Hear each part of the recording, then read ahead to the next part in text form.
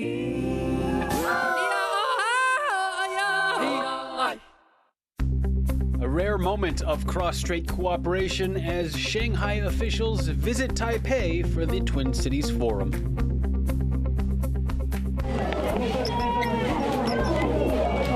Ruling party lawmakers demand an investigation into a committee vote they were physically blocked from taking part in. One Taiwanese company is developing countermeasures against hostile drones. Plus, we step into the ring with one of only 2 female professional wrestlers in Taiwan.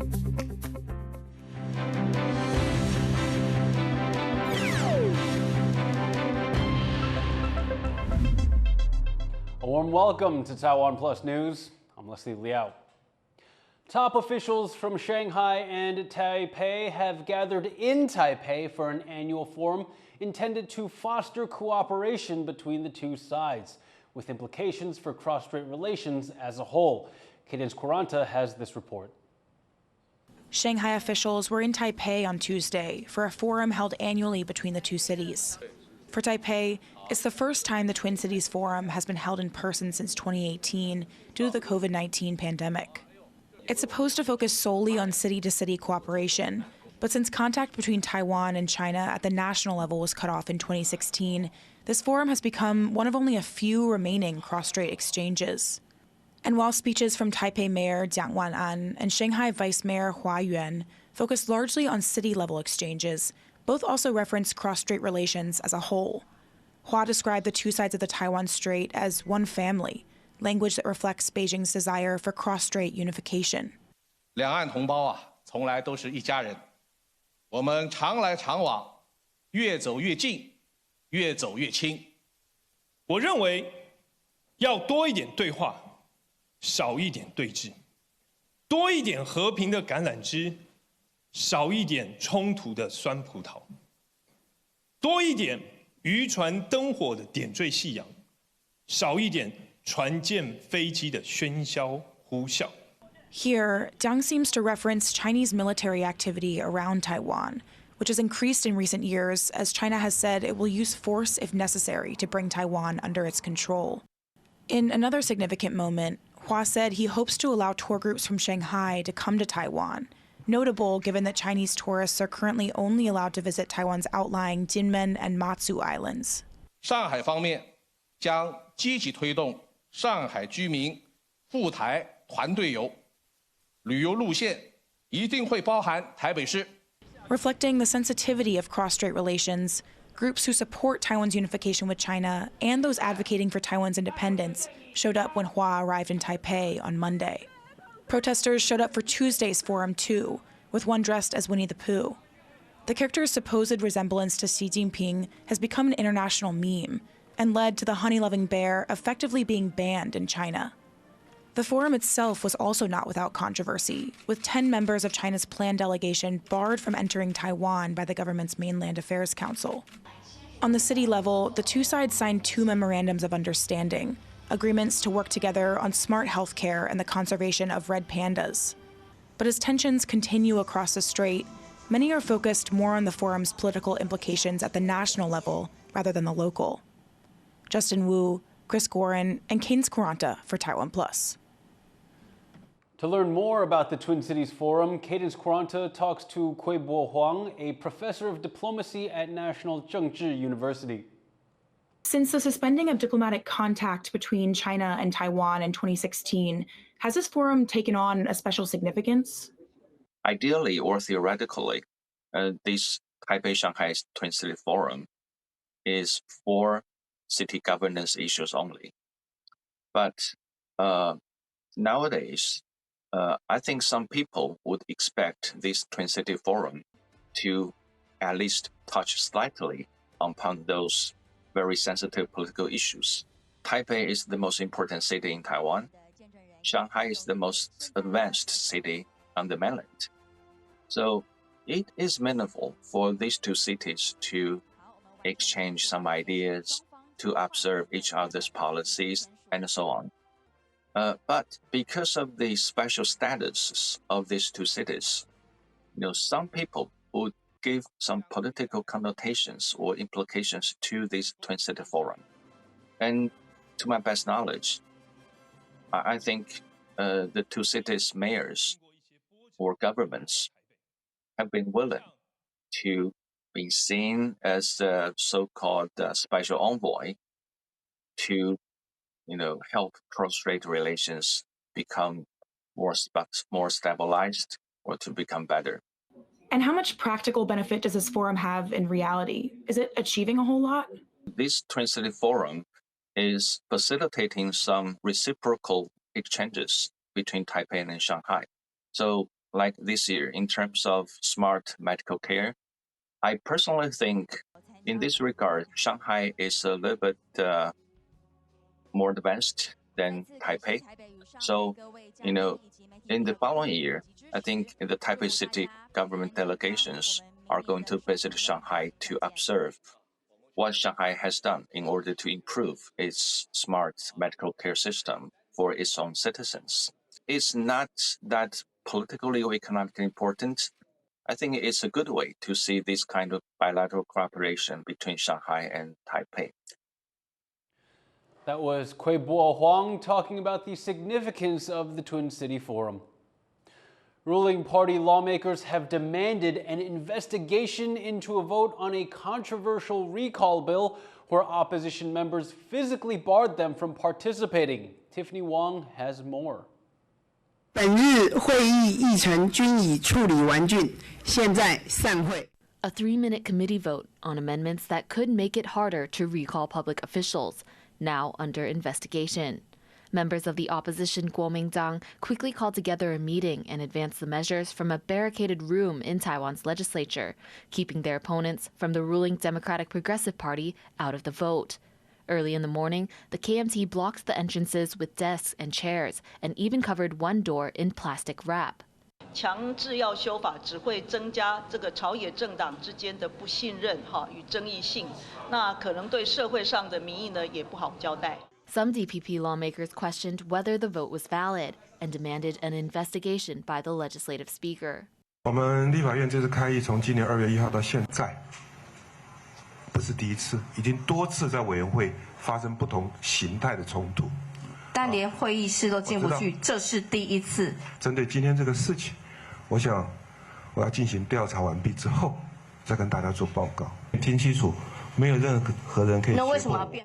But an investigation alone may not stop the Recall Act from moving forward. The bill will move on to the floor for further discussion, where the DPP will need to gain a few allies if they want to stop it. Syan and Tiffany Wong for TaiwanPlus. For more on what sparked the controversial alterations to laws to recall public officials, Alec McDonald spoke to Chen Fangyu, professor at Soochow University. Dr. Chen, over the past few days in the legislative yuan, we have seen the Kuomintang attempt to push through changes to the Recall Act law, which would now make it more difficult for voters to recall public officials. Why is the Kuomintang so rushed to get these changes through? The KMT and also plus the another small party, TPP, they have the majority combined. However, although they have the majority, they do not want to follow the standard procedure of the legislation. For example, they deny the speakings or discussion of a lot of controversial legislations. People want to recall some of the legislators because they are just too much. So for example, they refuse to review for the national budget for the next year. Then they are targeting the Constitutional Court next. So people think that some of the legislators, they are just acting too much and they are just unlawfully doing a lot of this kind of legislative procedure. So people are trying to recall some of them. What sort of potential consequences is making the KMT terrified of facing a potential recall vote? Well, during the last 10 months, we have already seen a lot of controversial legislations in the legislature. And people are angry about this. And we see several very big social movements and people around, especially the younger generations and a lot of social groups are protesting against KMT. And also we see that actually this year's elections, the general elections, only gives KMT a very slight version of the majority.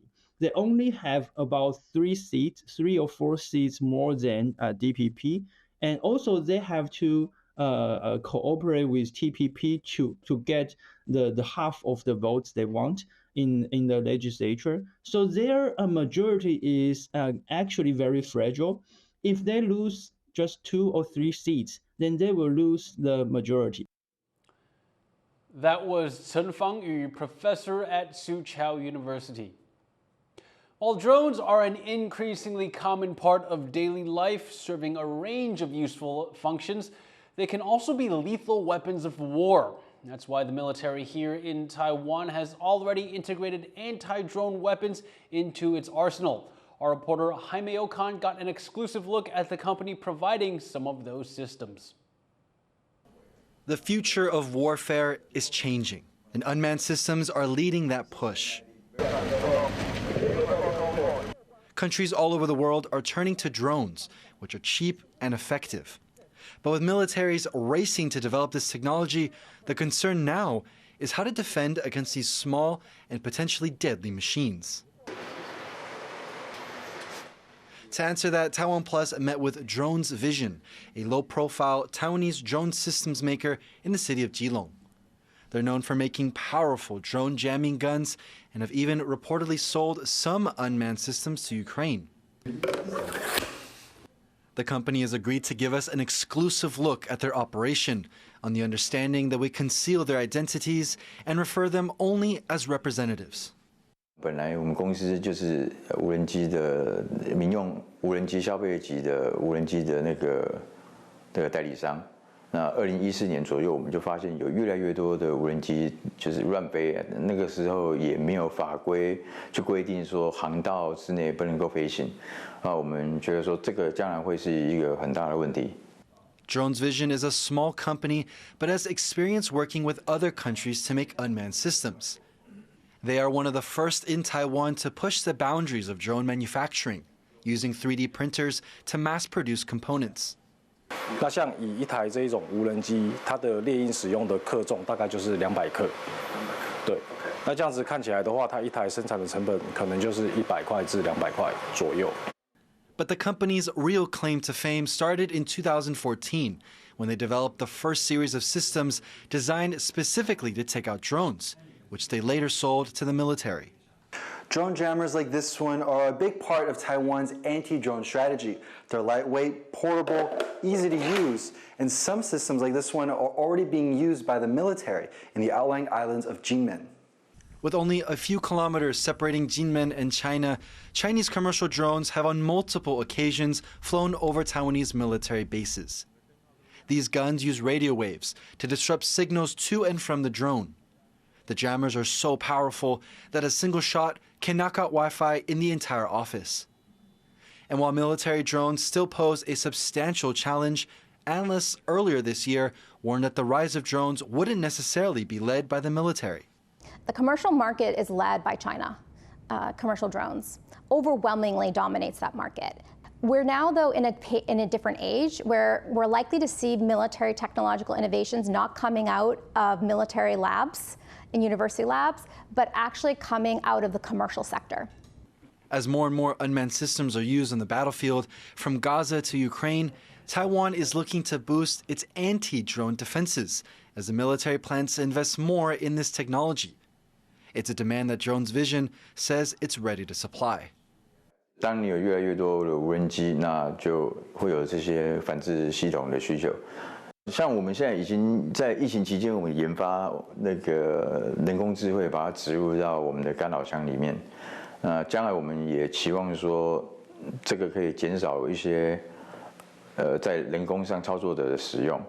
系统可以完全全自动的去对付，应对这些入侵的无人机这样子。 As the world prepares for the drone revolution, Taiwan is no exception. Although weapons like these don't fire a bullet, They will be key in disrupting future conflicts. Fu Hua Hong and Jaime Okan in Geelong for TaiwanPlus. The U.S. government has responded to thousands of reports of drones over the country's east coast, saying the objects pose no threat. We have no evidence at this time that the reported drone sightings pose a national security or a public safety threat, or have a foreign nexus.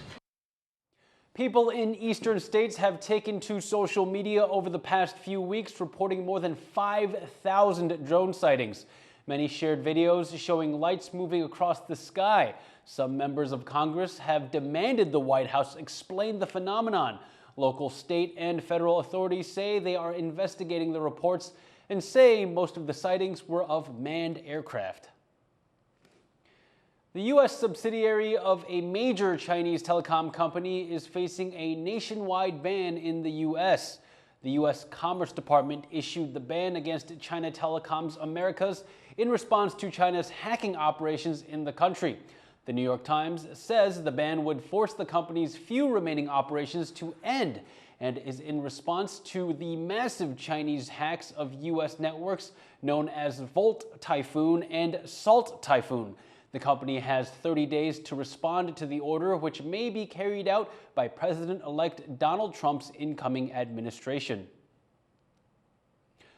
Coming up after the break, conspiracy theories collapse after prosecutors rule out foul play in a fatal traffic collision.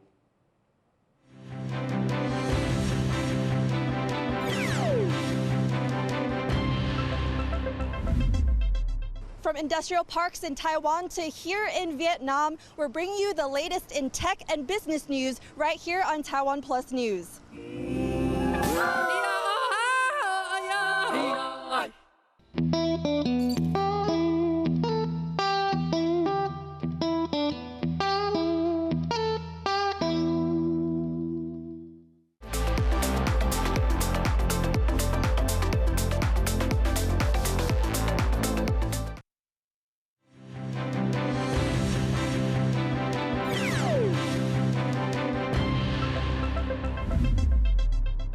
Welcome back. You're watching TaiwanPlus News. A deadly traffic collision in early December has been the subject of criminal murder conspiracies, but as Reese Ayers reports, despite prosecutors saying the case is closed, some online remain unconvinced. Caught on dashcam, this is the traffic collision that inspired a slew of criminal conspiracies. In the early hours of December 4th, on a freeway in northern Taiwan, Chen Meihui, a financial crime investigator for virtual currency exchange XREX, was killed in the back of a taxi after it was rear-ended. Despite accusations of foul play, the collision has been ruled an accident. 没有尾随，也没有追逐的情况。如果大胆的推论要制造假车祸，也很难想象，在这个高度不确定性的状况，成功率低，而且有可能造成自己重大伤亡的情况，攻击他人。 Theories surfaced that Chen may have been targeted by criminal gangs after it was revealed that she herself had been questioned by prosecutors just hours before the incident, alongside her boyfriend and the owner of XREX, on suspicion of leaking information. With cryptocurrencies untraceable, criminal gangs have increasingly used them in their activities. Further fueling rumours of a planned killing, media reports that Chen had worked on a high-profile fraud case involving the infamous 88 Guildhall in Taipei, a guest house frequented by high-ranking politicians, including the leader of Taiwan's third party, Ko Wen-je, who remains in detention pending a corruption investigation. But with prosecutors dismissing claims of a premeditated attack, the driver of the second vehicle was charged with death by negligence after it was confirmed he was a taxi driver speeding to bring a couple to the airport. These findings seemingly enough to quell Chen's family's suspicions. 检方公布的本案的一个侦查结果，那我们对此予以尊重。我们看到的检方对于疑点的部分有做了厘清。 Despite the evidence, some remain doubtful, convinced of foul play by fast-spreading rumours online and Taiwan's ongoing problem with tech-savvy organised crime. But for Chen's family, at least, some closure, as she's finally laid to rest alongside their doubts that she was killed in cold blood. Devon Tai and Reese Ayres for TaiwanPlus. Several news agencies say Kyiv is behind a bomb attack that killed a senior Russian general in Moscow. A source inside Ukraine's security forces told Reuters and AFP that Lieutenant General Igor Kirillov was killed in a special operation. Kirillov was the chief of Russia's nuclear, biological, and chemical protection troops, special forces who operate under conditions of contamination. He and his deputy were killed by a bomb hidden in a scooter. His death comes a day after Ukrainian prosecutors charged him with using banned chemical weapons in Ukraine. Russian authorities have vowed to retaliate. North Korea has reportedly suffered its first casualties in Russia's war against Ukraine. The U.S. Defense Department and Ukraine's intelligence agency say North Korean forces were killed in combat in Russia's Kursk region. Ukraine's intelligence agency says at least 30 North Korean soldiers were killed or wounded. North Korea has sent an estimated 10,000 to 12,000 troops to Russia and pledged unwavering support for the country's invasion of Ukraine. A small pro wrestling scene is slowly attracting new audiences in Taiwan. However, the sport remains largely male-dominated in the country, with only 2 female wrestlers competing. Sandy Chi met with one of them to discover what it takes to break into the ring. Don't let this cutesy entrance fool you. Syan Syan is on a mission.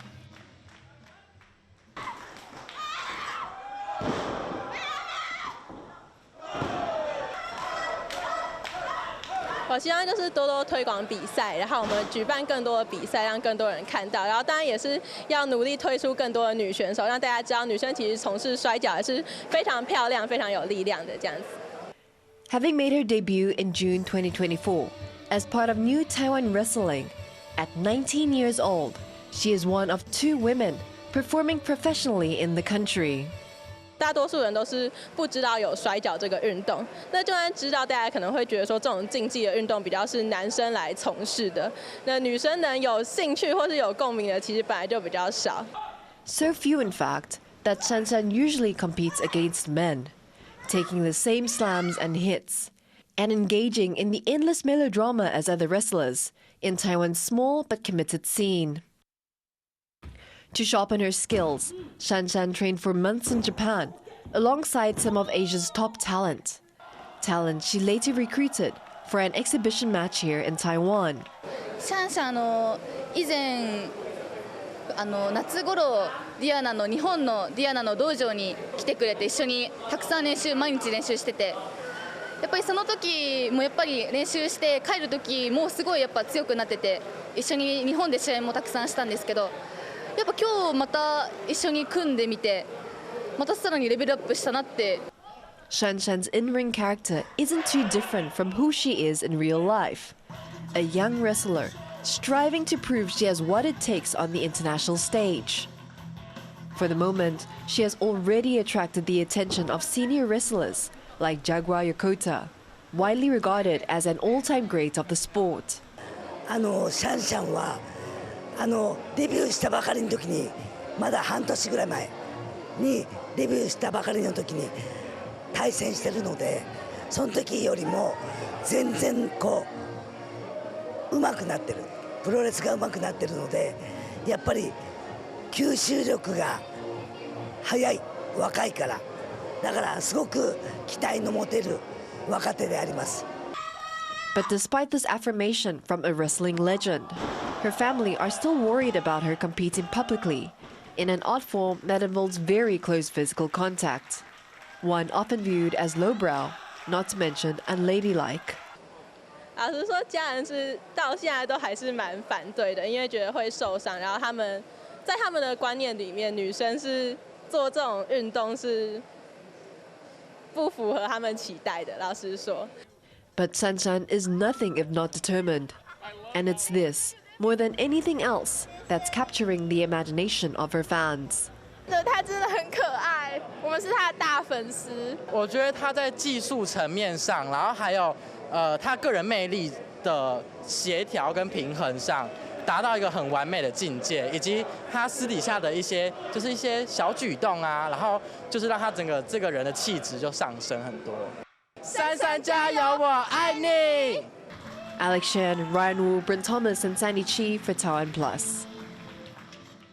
Celebrated author Yang Shuangzi has thanked her home country for inspiring her novel Taiwan Travelogue after receiving a National Cultural Award in Taipei. 文学乍看没有实质的功能性与生产力，却是一个国家文化的具体展现，指向我们作为同一个生活共同体的核心关怀。谢谢台湾，是台湾让我写出这样的作品。Last month, Yang, along with her English translator Lin King, became the first people from Taiwan to win the prestigious U.S. National Book Award. Yang's novel, Taiwan Travelogue, is a work of historical fiction set in 1938 during Taiwan's Japanese colonial period. It explores colonialism and power dynamics and how they shaped the story's central female relationship. Thank you for watching TaiwanPlus News. You can visit the TaiwanPlus website or follow our social media for more stories from Taiwan and around the world. Finally, we take you to Kosovo, where thousands of Santas raced through the city center to raise funds for charity. I'm Leslie Liao. Take care and see you next time.